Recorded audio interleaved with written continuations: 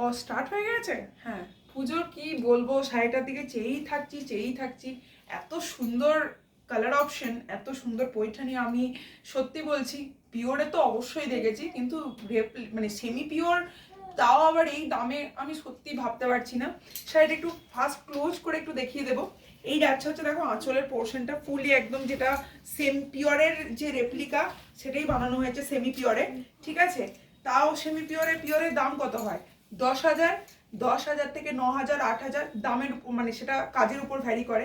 সেটা যদি আবার যদি এরকম পাড়ের কাজ হয়, আবার ফুল যদি মিনাকারি ওয়ার্ক হয়, আর ব্লাউজ পিসটা যদি আবার ডুয়াল টোনের হয়, তাহলে তার দামটা কত হতে পারে বলো? 2500-2600 নিচে হয়ই না, হওয়ার কথাই না। তাও আবার এই কোয়ালিটি। কিন্তু মেঘবালিকা বুটিক পুজো কালেকশনে তোমাদেরকে ছাড় দেবে না, সেটা কি কখনো হতে পারে?